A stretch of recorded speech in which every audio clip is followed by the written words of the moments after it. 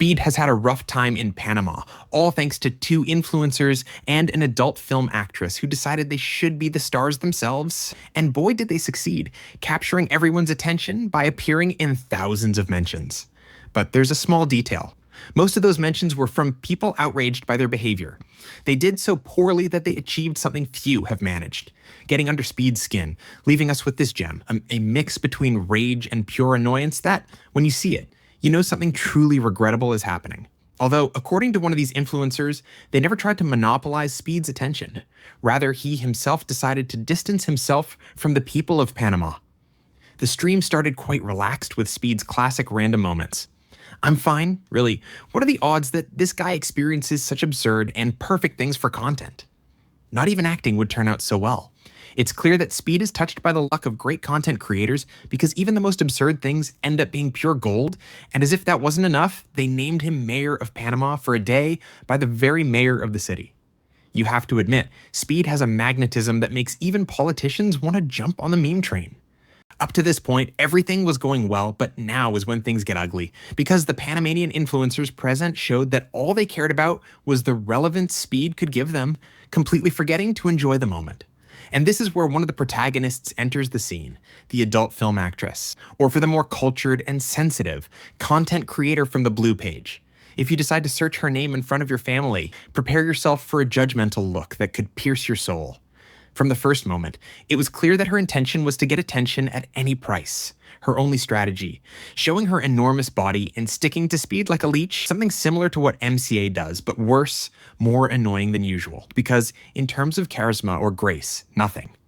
She was an uncomfortable shadow throughout the stream, flirting senselessly and making jokes so bad that not even Speed could hide the cringe, like this little gem where a girl tells him handsome, but the big one translates it as ugly.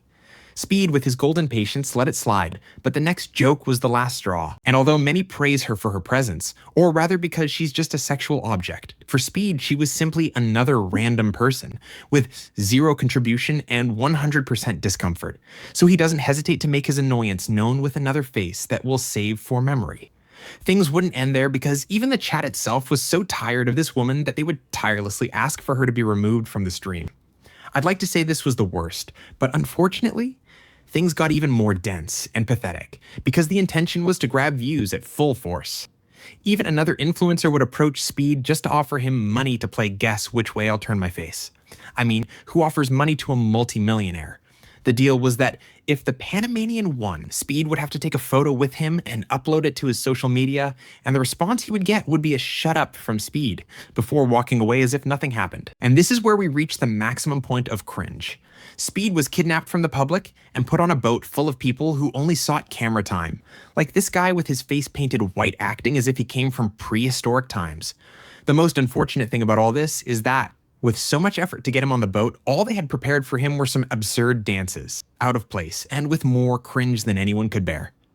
No interesting content, no interview or epic moments, just a group of strangers dancing in the most forced way possible, as if they believed that was quality entertainment. But the prize for biggest clown goes to this Panamanian who made the joke that left us with Speed's best face of annoyance. At first, when they made the comment that he smelled bad, Speed was a bit surprised, but let it pass with a nervous laugh.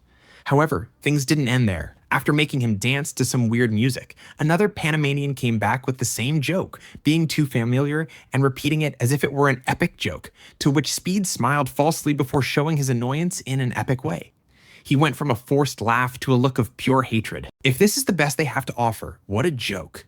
Look, they could have taken him to the park and gotten good content, but it's clear that their creativity is in their ass. To conclude, I'll leave you with the clip of the guy who practically blames Speed for having such a bad time, as if they hadn't done absolutely anything wrong, like annoying him and forcefully including an adult film actress for huge publicity. Because these guys, although they failed with Speed, got a lot of relevance thanks to this. Ladies and gentlemen, none of you really understand the work one does to produce these things, man. I mean, none of you realize that there are things we can propose and the whole team will say we don't like that. I don't want that. You can't force a person to do something you want just because you say, dude, that's going to be lit. You can't do that. We had many ideas on the table and we didn't do them for just reasons, because literally the team said, no, he doesn't feel very comfortable. He doesn't want to do this, not this, that.